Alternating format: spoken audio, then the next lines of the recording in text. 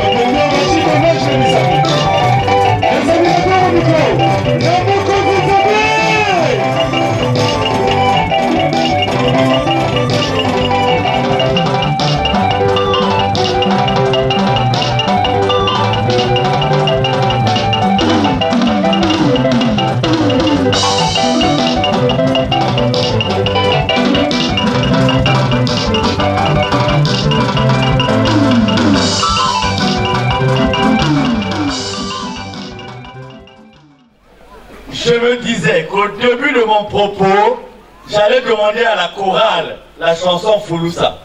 Et pendant que j'y pensais, tout de suite, la chanson a été entonnée.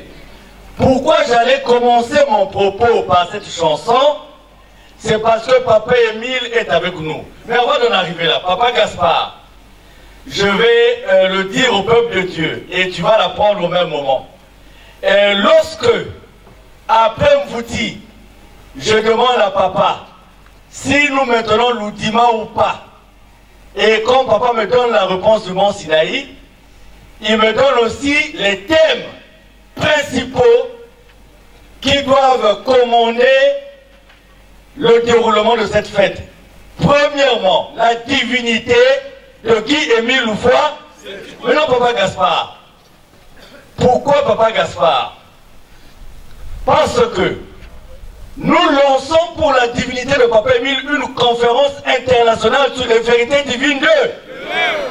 Et pour nous faire entendre et nous faire comprendre, si nous prenons les Congolais que nous sommes, Guy-Émile étant identifié sur un plan physique comme étant un Congolais, les gens allaient dire les Congolais ont fabriqué leur Dieu. Est-ce que vous comprenez? Bon, si nous prenons aussi par exemple maman Sotonji Hermine, elle est là, non? Elle est du Bénin, oui ou non? Mais quand les gens vont savoir qu'elle vit où, on va dire non, elle a été contaminée par les Congolais. Est-ce que vous comprenez ça? Si on prend un autre frère ou une autre soeur du Bénin, mais qu'on sait qu'il y a des attaches au Congo, on dira ah non, mais ça c'est la contamination. Donc il fallait trouver un frère du Bénin de souche qui n'a jamais mis les pieds au Congo Brazzaville, qui n'a pas eu un contact prolongé sur le plan spirituel avec soit des Congolais, soit des Béninois d'origine congolaise ou d'attache au Congo. Et il a dévoilé lui-même, Papa Gaspard, quand il est arrivé, la clé qui donne l'essence même de ce que je venais de dire pour l'officiance de cette fête. Il dit: il n'y a pas eu un homme ou une femme qui m'a convaincu de la divinité d'un Émile. Mais j'ai été convaincu par qui? Donc, tout à l'heure, quand vous nous avez vu le parti, c'était pour demander à la RTOPH, dans toutes les interventions de Papa Gaspard, de soutirer tous les témoignages. Et pour cette conférence internationale, le temps préparatoire va consister à quoi? À dire: vous avez un citoyen béninois du nom de Gaspard Médico. Nous allons prendre sa biographie. Il est né en telle année. Il a évolué, il a grandi dans telle localité. Et voilà comment il a été mis en contact d'un Émile. Et voilà ce qu'il donne comme témoignage. Cela va répondre même à la question de savoir pourquoi que bien que homme de la terre, il n'est pas homme d'eux. À travers ces témoignages, on va dire quel est l'homme de la terre, à qui quelqu'un va demander d'apprendre une langue. Et en un laps de temps, on lui apprend la langue sans aller dans un centre de formation et sans aller dans une école. Deux, on va prendre un témoignage. Une maman dont le papa est décédé, qui n'a pas d'attache, mais qui se rend dans un centre hospitalier. On lui dit ton papa était passé payer tout ce que tu pourras faire ici d'éternité en Mani. Voilà ce que nous gagnons en termes de divinité de Papa Émile à partir de cette fête de l'enlèvement à travers ces témoignages et d'autres témoignages qui vont suivre. Nous avons bongué. Parce que frères et sœurs, quand même, entre nous, même nous qui sommes ici, entre nous, imaginez seulement quelqu'un de Zanaga qui arrive, qui a vu qui Émile. On va dire, ah, il y a eu quelqu'un à Zanaga qui a vu qui Émile. Mais le Bénin, franchement, demandez ou lisez, rentrez dans le moteur de recherche Google, ne serait-ce qu'à travers le vaudou, la traite négrière, Ouida, la porte de non-retour et tout ça. Et vous allez comprendre qu'au Bénin, le vaudou, comme nous ici souvent on dit, j'ai fait passer mon bébé membre pendant qu'il était encore dans. Je l'ai fait passer membre confirmé pendant qu'il était encore dans. Mais il y a des vaudous aussi qu'on initie pendant que l'enfant est encore dans le ventre. Vous avez, je ne sais pas si je me trompe, vous allez vous rendre dans certains marchés au Bénin, les gens finissent de vendre, ils prennent juste des nappes, ils mettent sur la marchandise. Parce qu'ils n'ont pas peur de voleurs. Vous savez pourquoi ils n'ont pas peur de voleurs? Parce qu'il faut affronter le vaudou pour aller voler là-bas. Nous avons bongué. Nous avons bongué. Donc nous sommes en train de gagner la première partie. La divinité de qui Émile Loufoy Sédhi Kouabo. Et vous allez comprendre que certains discours que nous avons deviennent obsolètes. Obsolètes, la traduction, deviennent, obsolète, il y a un autre mot. Deviennent vieux. Vous allez voir que même notre façon d'exprimer, de nous exprimer, ça devient une vieille façon par rapport à la vivacité des témoignages rendus par l'officier. C'est-à-dire, un témoignage suffit à faire comprendre à quelqu'un des années et des années d'exhortation, des années de prédication. Je disais tout à l'heure à ceux qui m'accompagnent que si nous ne changeons pas de schéma, nous allons être déphasés. Parce qu'aujourd'hui, pour parler de Papa Émile, il faut parler de Papa Émile comme si nous étions en présence des gens qui ne connaissent ni Luzolo, ni Papa Émile, qui n'ont jamais entendu parler de lui, pour que nous ayons l'inspiration utile pour leur dire ce qu'il faut dire. Et cette inspiration ne peut venir que de Dieu. Moi, je vous dis franchement, personnellement, j'apprends. Chaque fois que Papa Gaspard prend la parole, ce matin, il a commencé par un témoignage d'une vision de qui Émile. Il dit que quand Papa Émile marche, parce qu'il nous sensibilisait avant le défilé, pour ceux qui ont fait le défilé. Et il nous a donné à travers ce témoignage la signification du défilé. Il dit la vision qu'il a eue, il a vu qui Émile. Quand il pose son pied sur le monde qui... Est-ce que vous pouvez donner le micro? Est-ce que vous pouvez donner le micro, Papa Gaspard? Je veux le bruit là, qu'il nous répète le bruit là. Quand Papa Émile pose le pied, Papa Gaspard, dis-moi un peu ce que tu nous disais, ça faisait comment? Merci, Papa Président. Ah, cette vision-là que j'ai vue, vraiment, le rêve, j'ai vu Papa Émile, bon, en temps, je ne sais pas que c'est lui. Mais je suis réveillé avant de regarder la photo et je dis, ah, c'est lui. Parce que il s'est fâché de façon, et son visage, tu ne peux pas regarder son visage même. Et il est en train de marcher de façon comme ça. Quand il marche comme ça là, la tête tremble. Bougoum. Bougoum. Moi je recule que j'ai retenu.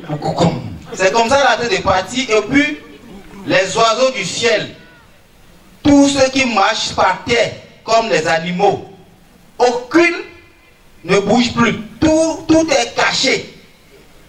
Quelque part, je ne trouve aucune. Il n'y a pas personne sur la voie. Et il part. Moi, je me suis caché quelque part avant de regarder même. Hein. C'est pas un truc que tu vas sortir pour voir. Hein. Non, jamais. Au nom de qui il me passe quoi? J'ai vu. Mani, vous sentez même quand l'officiant dirige, vous sentez la crainte de Dieu dans sa façon de faire. Nous avons perdu cette crainte de Dieu, nous les Congolais, pourquoi? Par l'accoutumance. On va à Kibossi comme on veut, on a eu des problèmes avec son mari, on va à Kibossi. On a eu des problèmes avec son oncle, on a pris Kibossi. Je vous assure que le mont Sinaï, qui est le mont de l'histoire, qui n'est pas Kibossi. Mais l'officiant, quand il est arrivé au mont Sinaï, il a la considération qu'il a eue du mont Sinaï. Ce n'est pas la même considération que nous avons, vous et nous. Parce qu'à un moment donné, c'est comme les disciples qui ont mangé avec Jésus. S'il y avait une suffisance en la matière, dans la mission, dans la continuité de la mission, Jésus n'allait pas susciter Saul de Tarse, devenu Paul, pour lui confier cette mission. Mais les disciples, quelque part, ils avaient l'humanité de Jésus. Et cette humanité constituait un frein qui ne leur permettait pas de bien assimiler la divinité de Jésus. Et même les pierres ont trahi Jésus. Quand ils ont vu les Toulansaï, pharisiens et nœuds, ils ont dit, toi aussi tu étais avec, il dit, ah! Alors que Jésus lui avait dit, tu es pierre.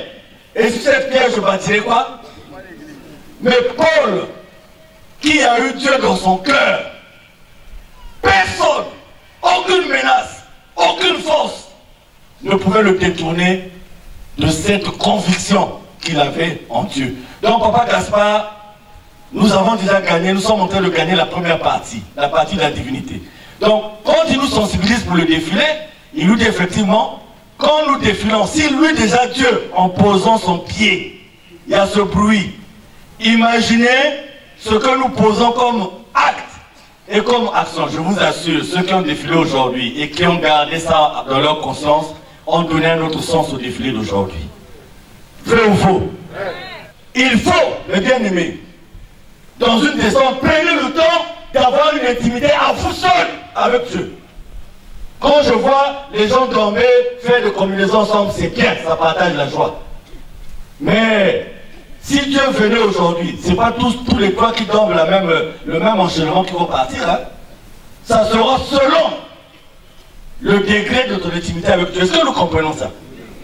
Donc, nous allons avoir, j'étais avec les amis de la RTA, nous allons lancer déjà la conférence internationale sur les vérités divines. Nous n'aurons rien à créer. Là où nous nous trompons, mes bien-aimés, dans les vérités divines de l'heure, c'est que là où le maître a déjà tout dit, nous on veut ajouter encore notre intelligence.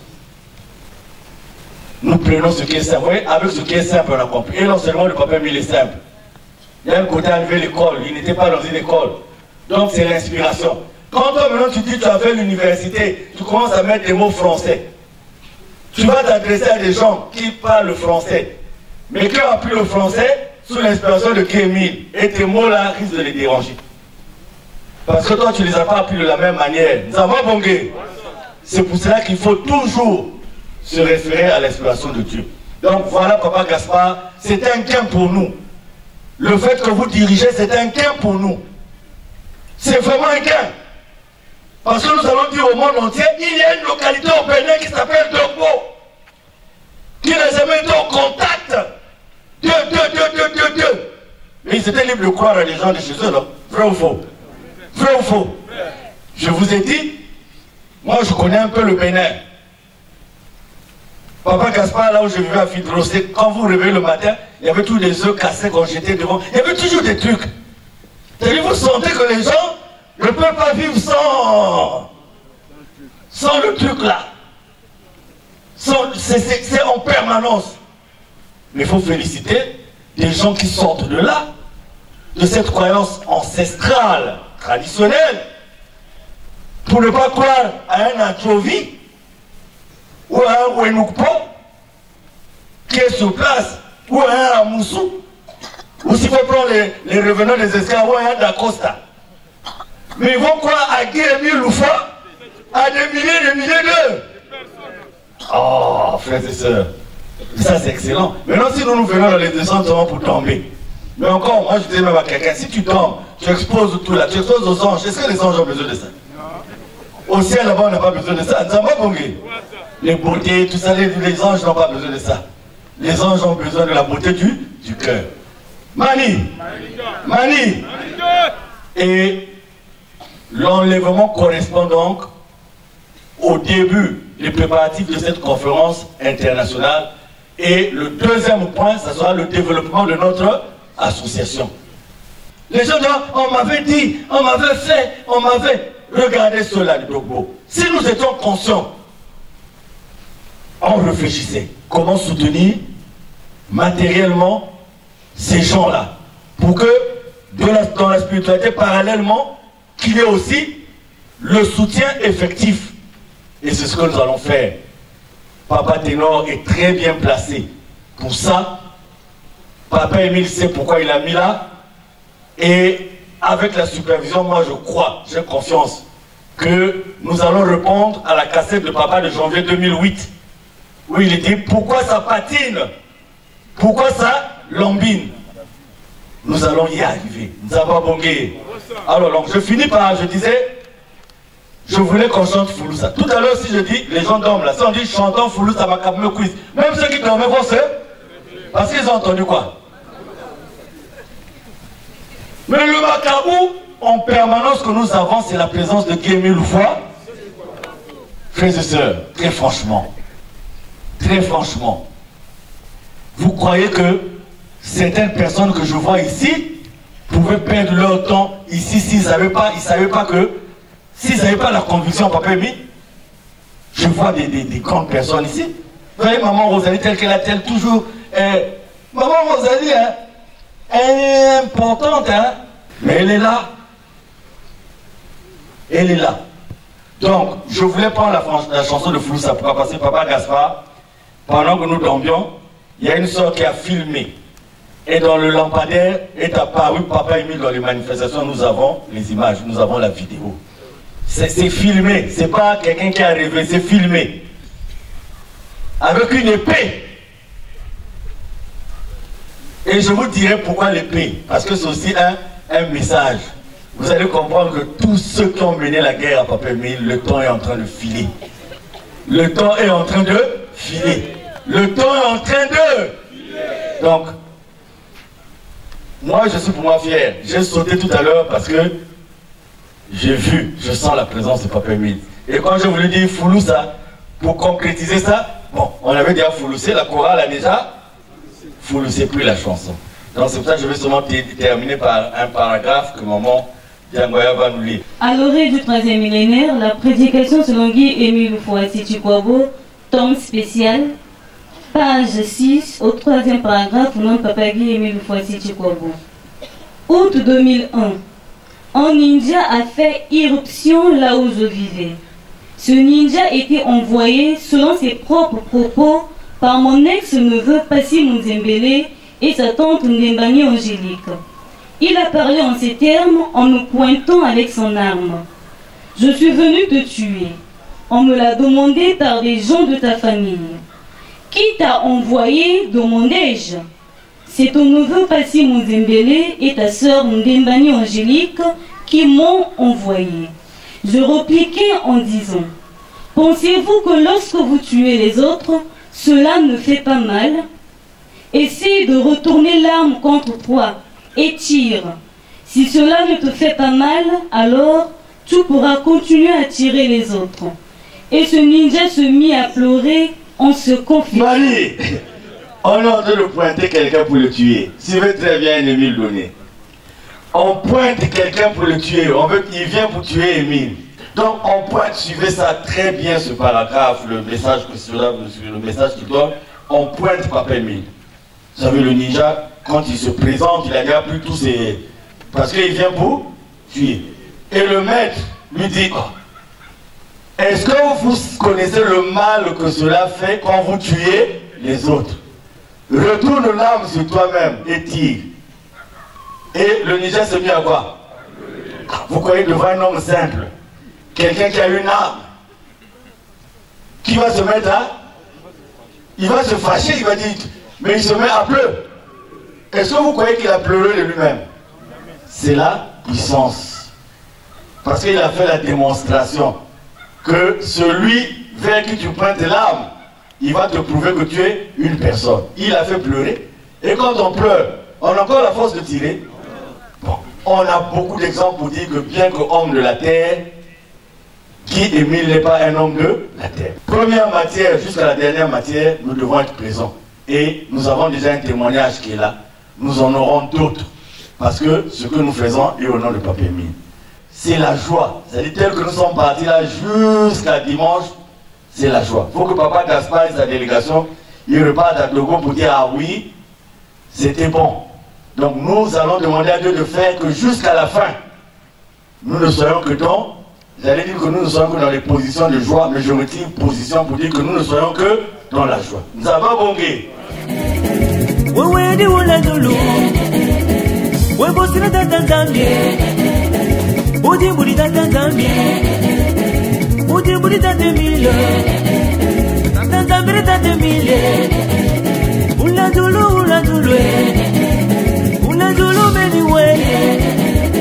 Ula dulu